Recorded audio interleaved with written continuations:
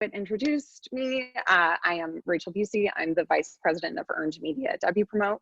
I'll talk a little bit more about myself and my team in a bit, but first I want to do a brief introduction to Wpromote, the agency that I've been with for about 6 years now. So we like to think of ourselves as the challenger agency, and that essentially means partnering with brands that want to disrupt the traditional marketing landscape. So whether a brand is the heavyweight champion within their industry or they're a startup, we create really audience-centric strategies for their marketing campaigns that help them to just take everything to the next level. And we're really happy to say that it's not just us that thinks this way about ourselves. So we were in our second year in the Forrester Wave competition last year, and we were thrilled with a quote that came out of that. I'm just going to go ahead and read it for you guys. Wpromote provides all-around excellence for challenger brands, creating a challenger spirit to jolt their organization into digital excellence, a challengers to champions story. We couldn't have written something better ourselves. I'm sure our marketing team tried, but we were really thrilled with our results because in addition to obviously getting some great content like that out of the experience, we also, given it was our second year, really embodied the challenger mentality and spirit ourselves, because we went from being ranked as strong performers within that group to being the #1 leaders within the wave. So it was an amazing experience, and really kind of sums up the differentiated value that we provide.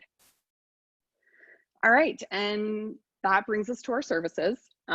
We like to think that we solve digital. So that means everything from, your table stakes, paid media like paid search and paid social, through to more innovative advanced technologies like programmatic.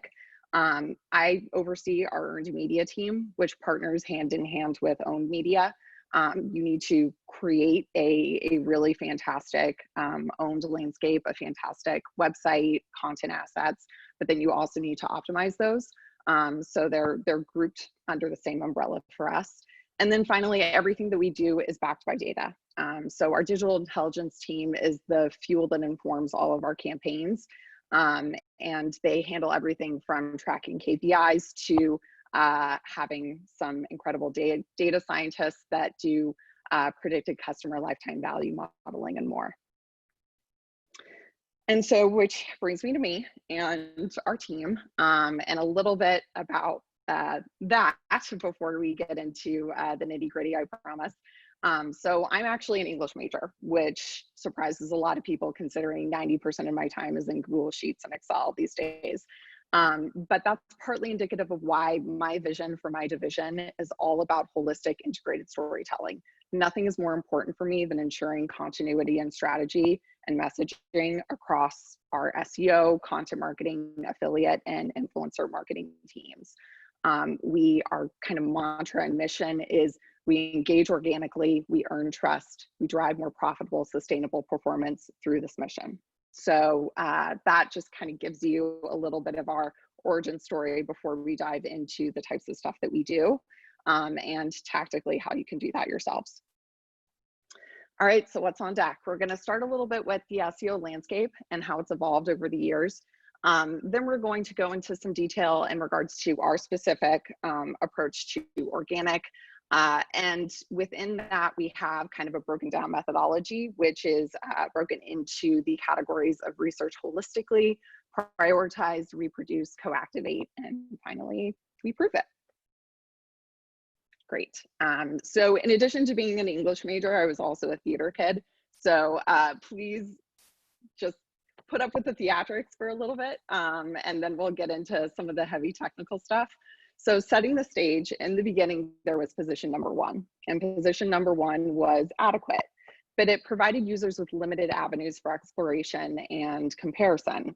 It stopped at the service level of the query and presented only 2 paths forward. Click on an ad and enter a targeted but often one-way path to conversion, or click on organic and roll the dice on relevance to your end goal. And because Google is not satisfied with the oodles of cash that they're bringing in from paid media, they will stop at nothing short of being the #1 top search engine out there, which means that they are constantly evolving what their search engine result pages look like in order to better adapt to and create a better experience for the end user.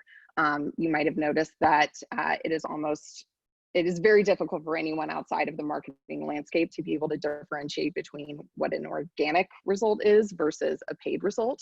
And that's all a very strategic move on Google's part. So the benefit to consumers is they have more option. So today, I can search for something as broad as digitally sign and follow the research rabbit hole through to people also ask results and how-to videos or seemingly totally unbiased affiliate articles. There are quick answers from brands that answer my most pressing bottom funnel conversion questions right within the SERPs, and affiliates that help me to make those conversions in and of itself.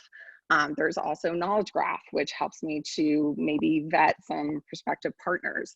And ultimately, there's also voice search, which represents the next frontier of search, obviously.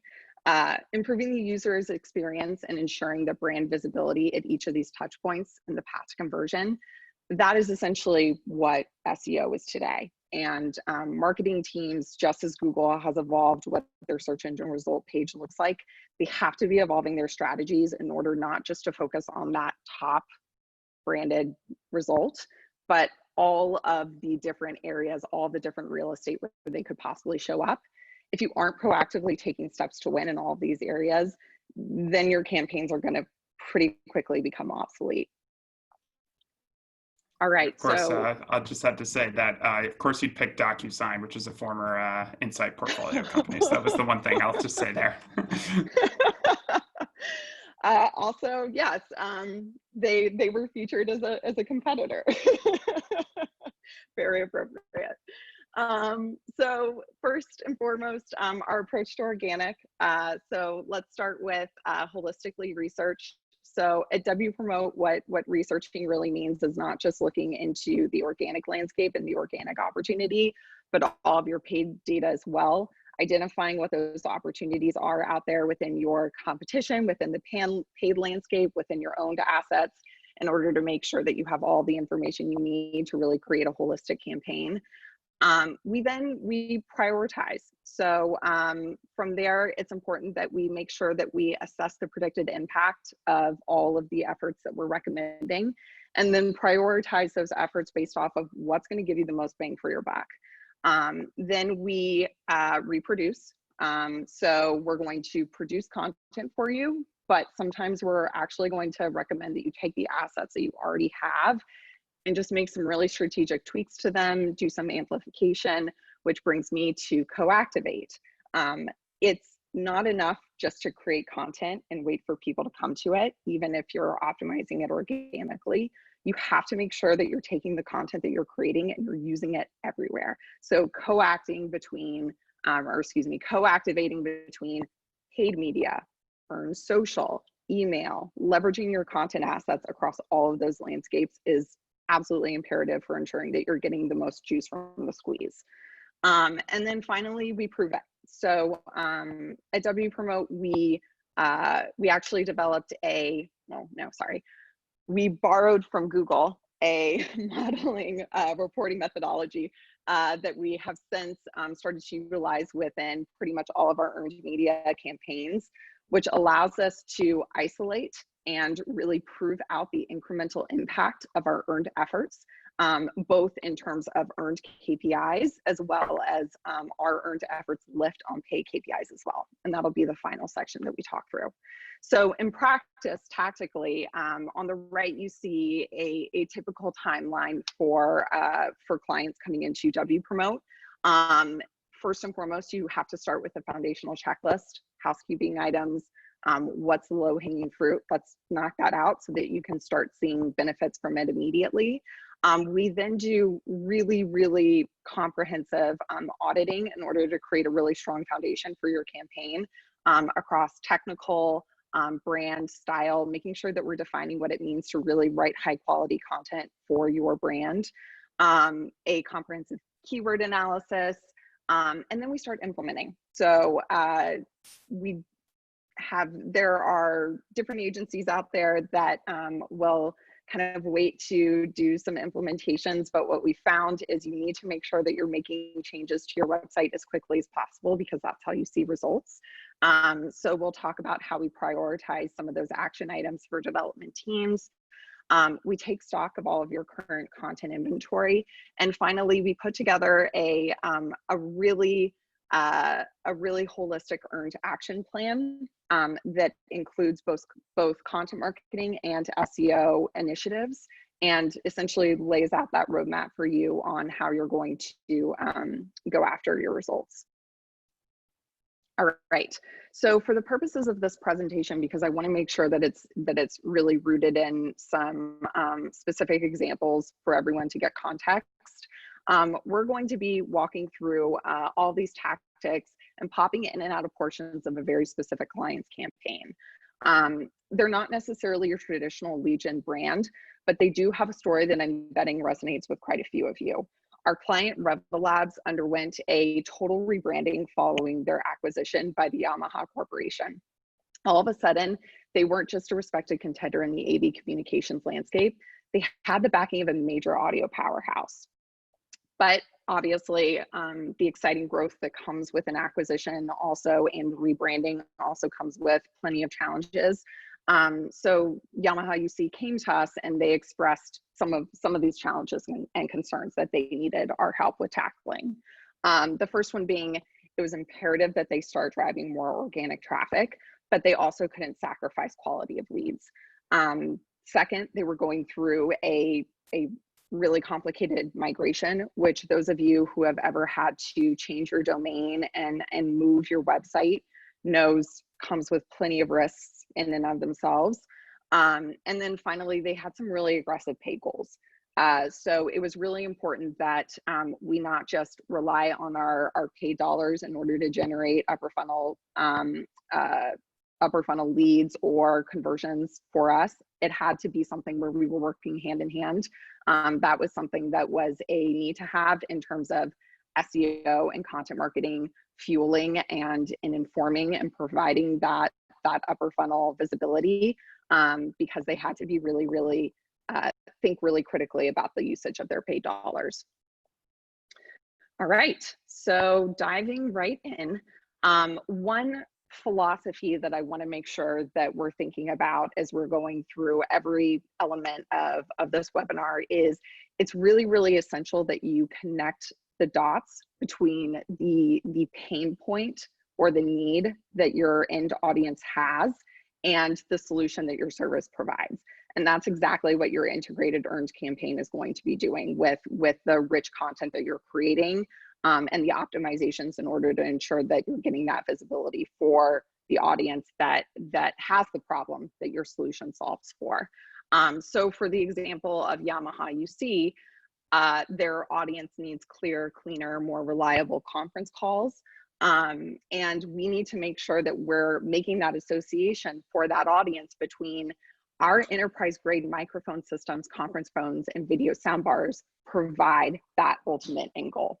So we'll talk through tactically how you make sure to connect those dots and how you build that bridge between B2B and B2C or B2B2B. All right, so starting with researching holistically. So first and foremost, it's about making sure that you're isolating the disparities, identifying that delta between your current performance and your potential performance. And that means looking at these three core areas. So for example, for the competition, where do competitors win but you fall short? So what keywords are they ranking for that you are not? What content assets do they lack? How quickly are their priority landing pages loading compared to yours? Making sure that you're setting your own benchmarks according to your competitors' performance. Make sure that it ensures that you have kind of more feasible goals that you're holding yourself to. And it also means that you aren't reinventing the wheel in terms of your campaign strategies. You're able to do what's working well for them, but also fill those gaps in your competitors' own strategies. Next, it's all about making sure that you're being a really, really strong paid partner. So what does that mean on the earn side? It means that you are essentially looking at those areas where paid performance could be improved outside of the ad platforms. So there's lots of levers that paid media managers can use in order to ensure better conversion, better targeting, et cetera. But a lot of those levers that are at their disposal are within the ad platform itself. And as soon as that user reaches the website, it's a little bit more difficult. It's not so much within their wheelhouse to make those changes in order to ensure that that optimization occurs or that conversion occurs. I know that this is something that resonates with you guys, given the poll results and the fact that CRO, a better UX experience is something that's a challenge. So making sure that you are addressing that with your SEO initiatives in terms of your paid campaigns is something that we recommend doing. So the way that you identify those areas of opportunity is looking, where are you seeing high impressions but low clicks? Or where are you generating clicks but those aren't turning into conversions? And finally, how can we more affordably fill the paid retargeting funnel with organic non-brand visibility? And then last but not least, doing some owned asset housekeeping. So make sure that the various areas of your website that have the highest traffic and lowest conversion rates, make sure that you're focusing on those and making improvements where you can in order to just make sure that the beautiful, aesthetically pleasing websites that you created are optimized for performance as well. Hey, Rachel, quick question there. Yeah. In terms of, your experience working, with clients in this area, that's such a key point where you're talking about, kind of doing housekeeping and looking at, low performers. So we always say, like, you want to look at your own data, understand exactly where the gaps are, the biggest delta, and how you can kind of plug those in based on how it can impact your revenue. How much time do customers generally spend optimizing and improving and testing ads versus the conversion rate optimization? My hypothesis is that most people are spending their time on their ad creative and not as much on the site, right? Yeah, absolutely. Well, and that also comes back to the things that are the levers that are easier to pull for a paid media manager, the experience and what's at their fingertips in order to actually take action on. Oftentimes the lack of CRO, the lack of landing page on-site testing that occurs is usually either because you have a paid media manager who's predominantly focused on the platform itself, or because there's just simply a lack of communication and synergy between the strategies of earned and paid. So this is by what we generally see is, unless you have kind of a strong earned arm, unless you have someone who's really owning that, that can all very often fall by the wayside. Great, thank you. Yeah. So this next slide shows one of the analyses that our clients love and our paid search teams love even more, because it's all about making sure that you make your paid dollars work harder for you. You make sure that they go further and you find efficiencies within your paid campaigns. This is utilizing all data from Google Ads platform. So it's definitely a export and analysis that you can do yourselves. But essentially what we look at is lists of landing pages, lists of keywords associated with those landing pages, and then looking at, okay, how many impressions are they generating? How many clicks? If we have a high performance opportunity, if we're seeing signals of high potential, but low performance, so high impressions, high clicks, but low conversion rate, and high costs, which then demonstrates the level of urgency there. We're paying a lot in order to drive people to the website, but they just aren't converting. This is something where by looking within this lens, we can better identify, okay, where should we be focusing our on-page optimizations in order to improve paid performance. Quality score is another signal that we like to look at, given the fact that for those who aren't familiar with it, it's a score from 1 to 10. And one of the primary factors associated with Google's quality score is landing page relevance and experience. So ensuring that you are doing page speed optimizations, conversion rate optimizations, keyword optimizations on that landing page. Those are all factors that will improve the leading indicator of your quality score, which then is more likely to ensure that you have more efficient campaigns, and they're also more likely to convert. All right, this is actually a example of that same type of strategy, but it's a analysis that we built out specifically at Wpromote using machine learning. It's called our keyword cohort analysis. So what it does is it collects mass amounts of cross-channel data, and then we apply our own trained machine learning process to uncover entire keyword clusters that would benefit from either smarter bidding strategies or optimizations in aggregate. This is, unless you have a data science team, this is less likely to be something that you could do at home. But it is something that ensures that we take the philosophies and the strategies that we saw on the last slide, and we just do it a little bit more efficiently at scale. All right, our technical audit. So this includes all the different sections that we would look at as we're going through and doing an analysis of the technical health and functionality of your website. You can look at each of these and look at the sub-bullets, and those are essentially all the different points that we would recommend checking. I'm not going to go through all of those, but I am going to emphasize the importance of, again, setting your benchmarks and defining perfection, not by how Google necessarily defines perfection, but how perfection is defined by your competitors. So don't try to aim for a 100 out of 100 page speed score. That's just not feasible for a lot of brands, including Facebook and Google in a lot of cases. Aim for getting the page speed score and the page speed metrics, the core vitals that your competitors have. That also is inclusive of making sure that you're going after strategies that your competitors are implementing. So for example, if your competitors have advanced forms of schema markup that are already turning into rich snippets placements for their brand, then that's a great place to make sure that you're starting and you're leveraging those own strategies within your website.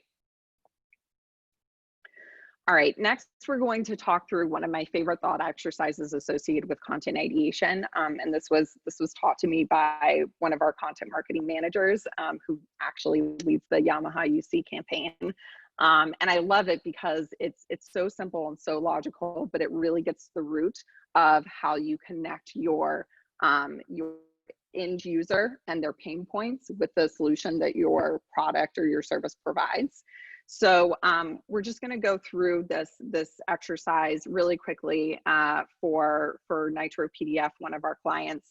But in its most simplistic form, it's essentially describing what your solution is and then asking yourself again and again, what does that mean? So we start with, what is your solution? For Nitro PDF, it's we are next generation forms technology. Okay, what does that mean?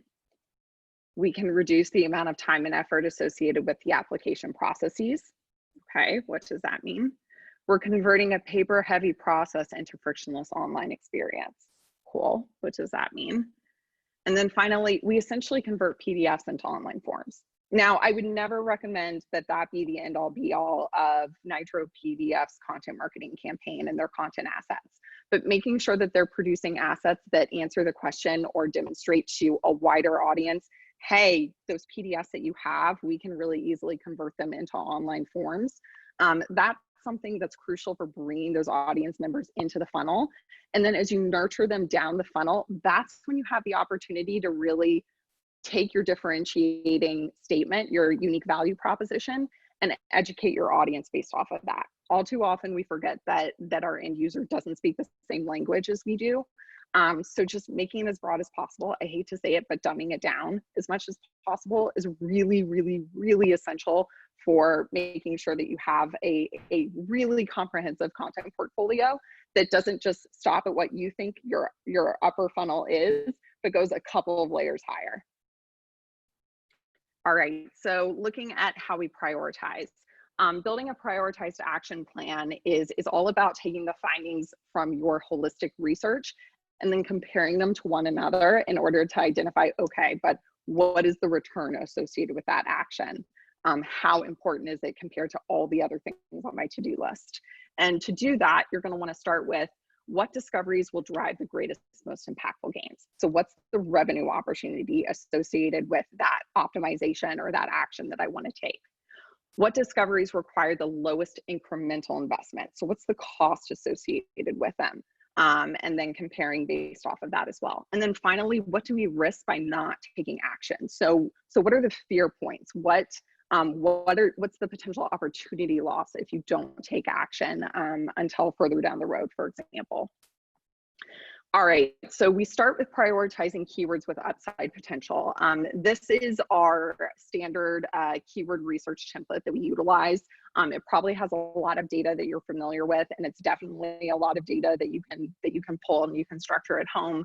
But there's one unique point of this, and that's the priority score. So essentially what we do is we look at all the standard KPIs associated with keywords that would demonstrate whether it's a keyword that we want to go after. What's the MSV? So what's the search volume associated with the term? How popular is it? How are we ranking for it currently? Does Google already view us as fairly relevant for it, but we don't have like a strong enough piece of content for it yet? What's the difficulty score? What's our URL rating? How much equity, how much authority do we have on that ranking page? What category is it associated with? So maybe how profitable is the category that it ties back to, or how important is the audience that it's associated with? And then finally, what's the competitor gap? How saturated is the market right now? And so how much opportunity do you have to get unique visibility there? When we look at all those factors, you can generally kind of look at them and go like, all right, I think I want to focus on these areas. But what our priority scoring system does, and I'll just give you guys a behind the scenes look at the anatomy of how the weighting system works, is we look at all those individual factors like current ranking, search volume, URL rating, and competitor ranking. And we break those into ranges. Sometimes it's binary, sometimes it's a yes or a no, but usually it's some sort of a range. And then we associate specific scores with those ranges. So for example, if something ranks between positions 1 and 20, I'm going to give it more weight. I'm going to give it more points than a keyword that ranks in positions 41 to 100.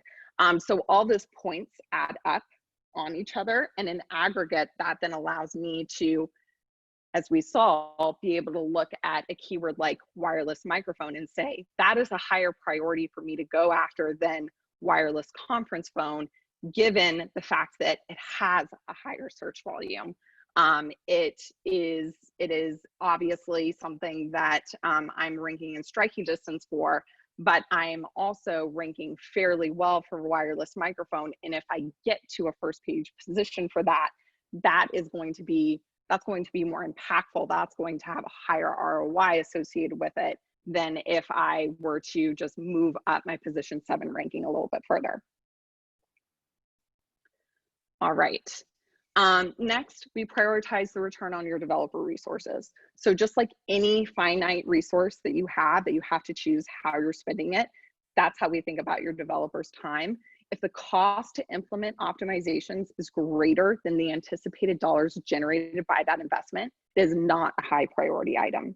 So thinking about the level of effort associated with the optimizations that we're asking your developers to implement and the level of impact associated with those optimizations, and then weighing those, that's how we tee up what those high priority items are.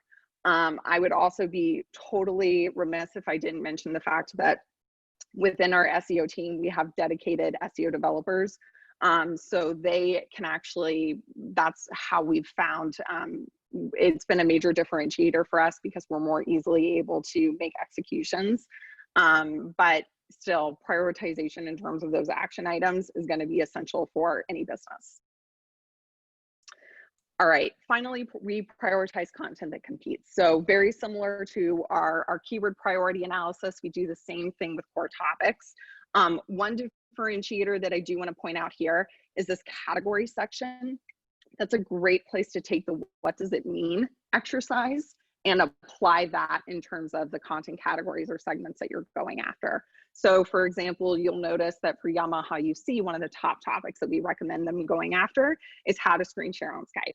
So you guys might be thinking like, wait, like how, like Skype? That seems like content for another brand, not Yamaha UC. Well, Yamaha UC is actually a recommended distributor and partner of Skype. They've reached that credential because of the quality of their product. So given that, it's important for us to make sure that we're making that connection and can tell that differentiated story by bringing people into the funnel who are searching for generalized Skype terms. All right, finally, reproduce. We take inventory of your current assets. So I'm going to use a little bit of a cheesy metaphor here, but we're all in quarantine. Some of us have patio gardens. I'm growing patio tomatoes right now, so just gonna go for the metaphor.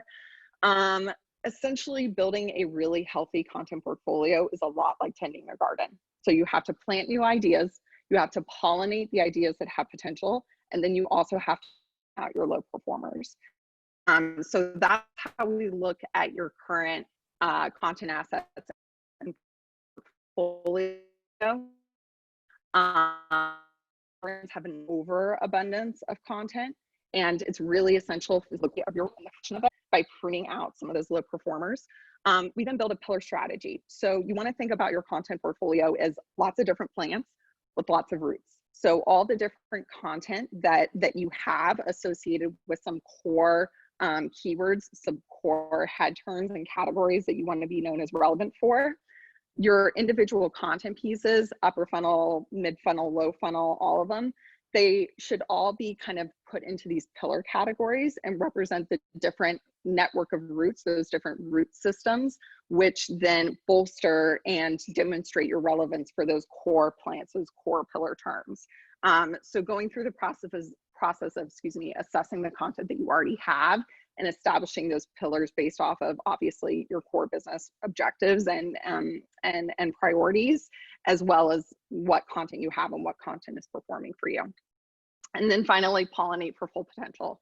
So I once had a client who couldn't understand why some keyword-rich how-to guides that she created weren't ranking well. And a fairly brief analysis found that the reason for that was because all of the how-to guides were entirely orphaned pages. So they had no links connected to them. It was just page and the site architecture, other pages never connected to them. And so it was a situation where Google literally couldn't index these pages. Google didn't know that these pages existed because there was no way for them to start crawling the website and ultimately get to the pages. So that's an extreme example. And it was a pretty quick fix, just incorporating internal links. But that's an example of why we never recommend going in and pruning without first assessing all the opportunities associated with content. A lot of times you have really high quality content that you created, but for one reason or another, it just hasn't been given a fighting chance. So identifying those opportunities before we recommend removing anything is also critical.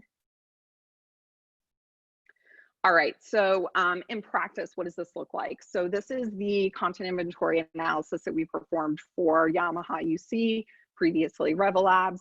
And you can see lots of different data points in terms of rankings, search volume, bounce rate, link data. All of this is available through both your Google Analytics in terms of performance metrics and relatively low cost tools like SEMrush or Ahrefs, which I would recommend. Excuse me. But what the way that we look at it is you're going to be taking all this data, aggregating it, associating it with each individual page, and then you're going to go through this thought process in terms of analyzing your content. So first ask yourself, does the page have above average organic results, but lower than average social or email sessions? If that's the case, then you probably want to amplify it. You want to put some paid dollars behind making sure that that piece gets a little bit of visibility because, again, high potential metrics but low performance. Are the total sessions or page views greater than average? If yes, then you want to keep it. It's not enough opportunity in order to put paid dollars, prioritize paid dollars behind it for amplification purposes, but you probably want to just keep it as is. Then, is there an opportunity for keyword integration, few rankings, and below average organic sessions? If the answer is yes, then you want to optimize it. If it's no, if it's something where it's like there aren't really some logical keywords, or it's already optimized, but it's under 6 months old, then you want to keep it, because that's an indicator that you just haven't given it enough time to perform. So you don't want to take any drastic actions there. Then the question of, does the page have backlinks or some traffic? If the answer is yes, then, but it has all of the lower performance metrics and it's older than 6 months old, then chances are you want to redirect it. Now, I say this really hesitantly in terms of the final step, because in most cases, if you're removing something, you want to make sure that you redirect it to keep that equity. But if there's no performance metrics associated with that page, and there's no logical relevant alternative destination for the user, so like if you redirected it, you'd be pretty much guaranteeing a soft 404 because there's no relevant page, then you want to remove it without that redirect going into place. And then finally, if it doesn't apply to any of these categories, then you want to do a manual review. All right. Next, we have writing for voice search, share voice. So we as a team got pretty tired of waiting for the different keyword tools out there to start to create some sort of a solution for measuring and optimizing towards voice search. So we just went ahead and we created our own. We created the tool Bixby Fetch. For those who are wondering, it has absolutely nothing to do with Samsung Voice Assistant. Our internal CRM and tech stack is actually referred to as Bixby, named for our COO's beloved Beagle. So that's the backstory there. But essentially what Bixby Fetch does is you take a long list of keywords, you upload those keywords to Bixby, and then within minutes, it will spit back not just the response, the voice search response for those keywords, but also what websites that response is coming from, and a full analysis of how is that content written? What are the indicators associated with that content that we can surmise or then go through the process of an actual correlative study in order to say those indicators indicate that because it was written in this way, that is why it's winning for voice search. So when we did this same analysis for Yamaha UC, what we found was 63% of all the content written and winning for the voice search results was written at a B1 CFR level. So what does that mean? It essentially means intermediate English. It's essentially rated or written at an 8th grade reading level. 54% had between 4 and 8 words per sentence. So short, sweet, to the point sentences. And 100% of responses were written in a formal tone. So this gives us proactive direction that we can give writers to say, for the responses to voice search, you need to write in this way in order to make sure that you have the highest chance of showing up within voice search. Now, quite a few of you may be thinking, I'm a lead gen brand. Why is voice search relevant to me? To which I actually have 2 responses. The first one is it may be more relevant to you and to your audience than you realize. So 3 out of 4 consumers who have smart speakers ask those smart speakers questions. And those questions are not, the study does not include questions about the news, weather, traffic, etc. So it's already getting used in this fashion that may very well be relevant to your category. The other thing to consider, and this was interesting for Yamaha UC, your competition may very well already be writing content that is relevant for voice search and doing well within that landscape. So for Yamaha, you see 21% of the featured voice search results were from similar brands, were from competitors, not publishers or not review websites. And then finally, the last thing I would say is voice search very, very much represents the next frontier in terms of search. If you aren't writing for it and thinking about it now, chances are 3 years from now, you're going to be doing that same content inventory analysis that we just went through and identifying ways that you can rewrite that content for voice search. Yeah, one thing I'll note about that is generally most of our digital strategies have been optimized for an in-office environment, right? So people are, generally in their offices, they're on their desktop computers. So if you think about the kind of more the traditional portfolio digital, it's been around search and, webinars and all of those things. We've been encouraging more and more tests to think about the current in-home environment and how your target buyers might be interacting and with the devices in that environment. So just something to consider. Obviously, compared to some brand like Nike, voice search might make a lot more sense to be really investing in heavily now. But something that consumer behaviors do change. So definitely something to learn about for sure. The other thing just to mention is that understanding the way that Google understands and spits back voice search responses is also an analysis and interesting insight into how robots and Google understand content. So by optimizing for better voice search results, your chances are you're just writing content that robots understand better. And so when it comes to making sure that you show up within, quick answers, people also ask results, it definitely doesn't hurt to ensure that your content is written so that it is just easier for a robot, easier for Google to understand. So that's 2 birds, 1 stone, but definitely something to think about and keep watching as the industry evolves. The next section is going to talk a little bit about how to optimize for the second largest search engine, YouTube.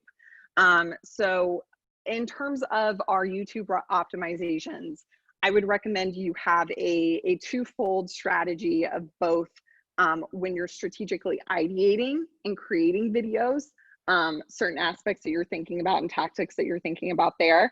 And then also, how do you optimize your videos after the fact in order to ensure that they have the highest likelihood of performance? So that first section in terms of ideation and strategy pre-video creation stage, if you're trying to decide what types of videos to create, don't reinvent the wheel, just analyze your top performing text-based content. And that's, obviously a great way to ensure that the topic that you're creating a video about is more likely to perform, is more popular. But what we also find is that text-based articles that have video embedded in them are more likely to rank well because you have better user engagement on the page, and that sends signals to Google, which just demonstrates that you have higher quality content and they're more likely to give you preferential treatment in terms of the search engine results. So definitely a good idea to start there. We also recommend doing an assessment of what responses, what keywords result in a video quick answer result.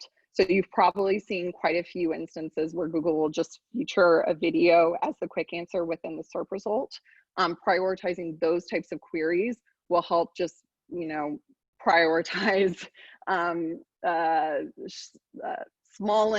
that's not a word, the lens of what you're focusing on in terms of all the different topics out there that you could possibly create video content around.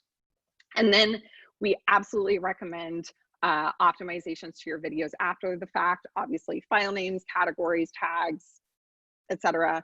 But what's also really important is optimizations for those cards and end screens. So ensuring that it's conversion optimized, that you're featuring a product within that end screen so that you have that call to action to say, we talked about, for example, how you utilize our product or how you utilize our service or our software. Now click through and look at this next iteration, or click through and make this conversion.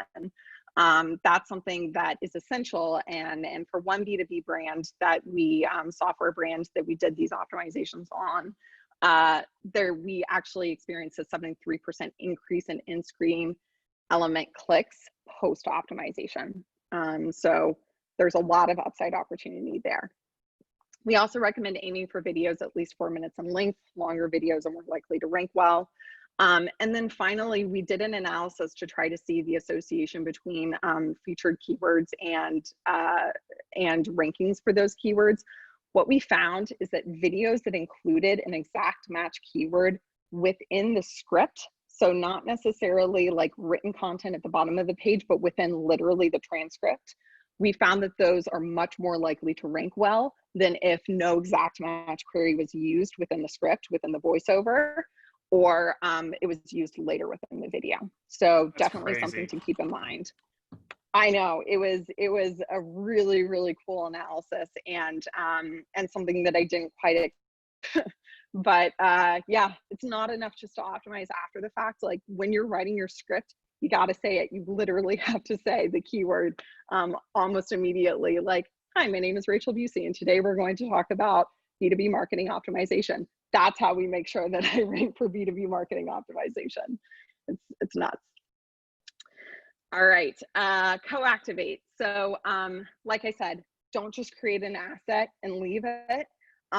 One of our content marketing team's favorite analogies that they use when they're trying to get clients to amplify their content is, if a tree falls in the woods and no one's there to hear it, does it make a sound? If a piece of content is created and no one sees it, doesn't matter.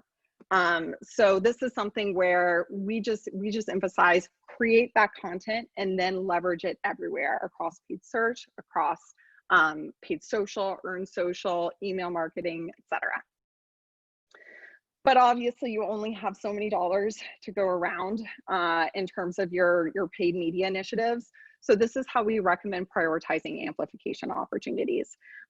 So think about it as the scale of how addressable is it from earned and what's the impact it's likely to have. The more impactful it is and the more unaddressable it is from your earned initiatives, you're going to want to focus on that as the sweet spot of where you put your amplification efforts. So just a good lead behind to think about. We're getting a little short on time, so I won't spend too much time on these keys, but a couple of examples in regards to the type of impact that email marketing can have when you obviously take your assets and you specifically send segmented lists to those emails. We see way better performance in those cases. And finally, leveraging paid content partnerships for visibility on queries that Google's never going to view you as relevant for. So any keyword with best in it, Google's going to make sure that they're featuring editorial, unbiased content. So partnering with a publisher and making sure that you have targeted content optimized for those types of queries will just get you brand product visibility on page one that you never would have received otherwise. And then finally, we prove it. So use your Google Analytics in order to find opportunities to report cross-channel, but also wanted to demonstrate the model that was originally created by Google for proving the incrementality of paid search. We borrowed it and are now using it within our SEO campaigns.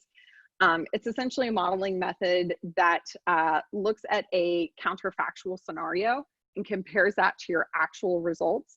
And that counterfactual scenario is generated based off of your historical results and a moment of intervention. And then it says, okay, if that intervention had never occurred, we would have predicted that you would have performed at this rate. But because that intervention did occur, your actual results were X.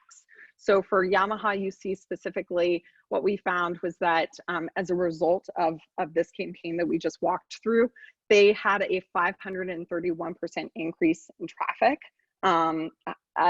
higher 531% higher traffic than Google or the model would have predicted had those optimizations and that campaign never occurred. All right, and then finally in the last 2 minutes, this modeling isn't just limited to organic results, it's for paid KPIs as well.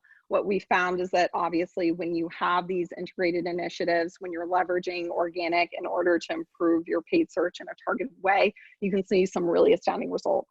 So for one client that we performed this test on, they saw a 293% increase in organic assisted revenue than they would have seen or would have been predicted otherwise.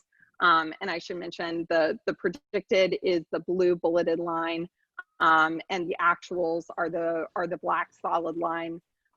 So much higher organic assisted revenue than would have been predicted had SEO not come into play and improved that paid search performance. Yes, 1 minute you made it. Spare.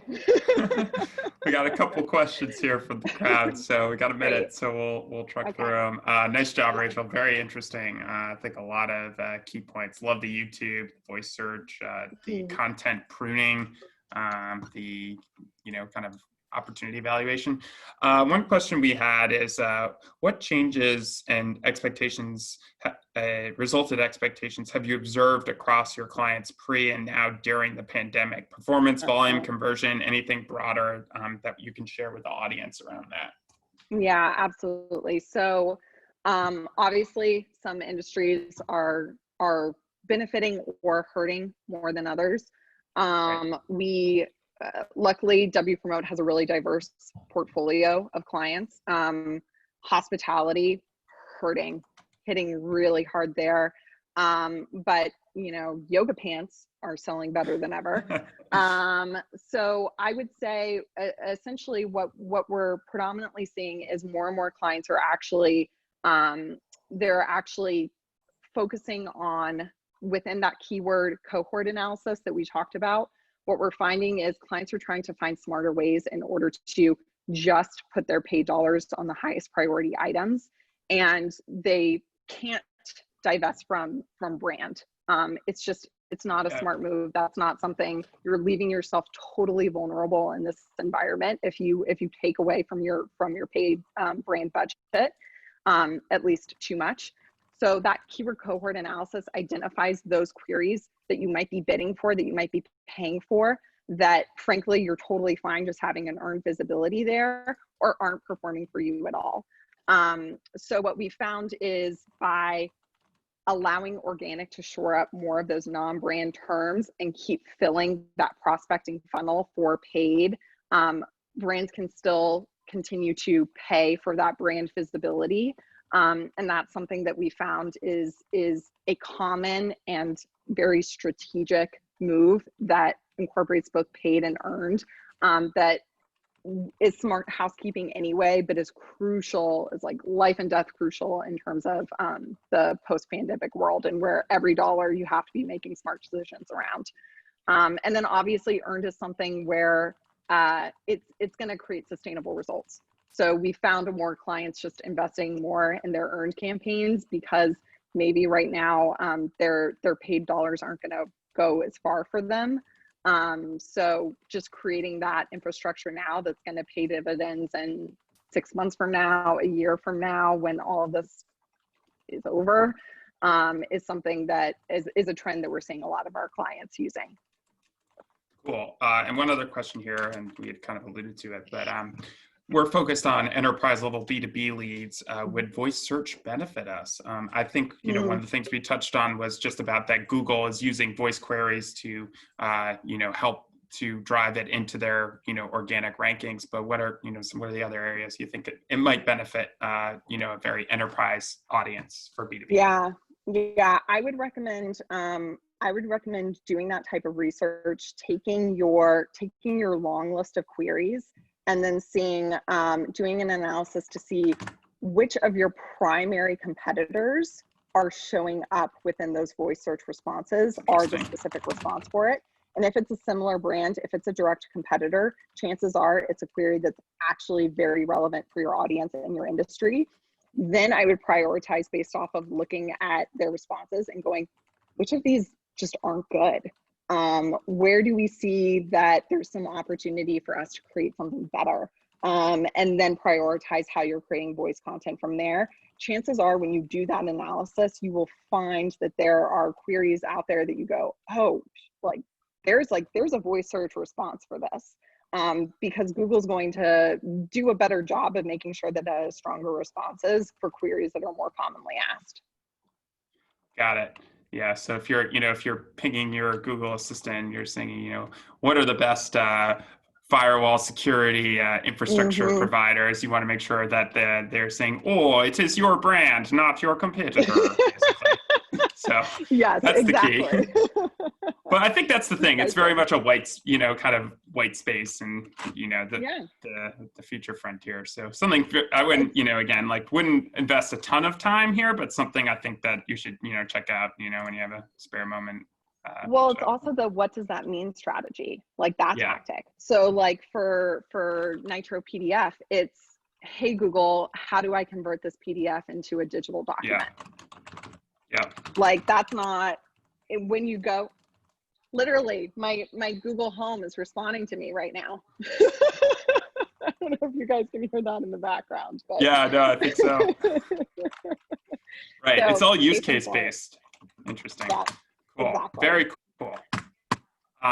This has been great. Thank you so much. Really appreciate your time today. If anyone on the phone needs to kind of do any follow-ups, with Wpromote, where can they reach you guys? Yeah, absolutely. So I believe all of my contact information is going to get distributed and sent out after this. Like I said, I've been at Wpromote for 6 years, OG Wpromoter. So I'm the first Rachel. So it's just really easy to remember Rachel at RACHEL, no second A, at Wpromote.com. And then we'll also send it out written after this as well.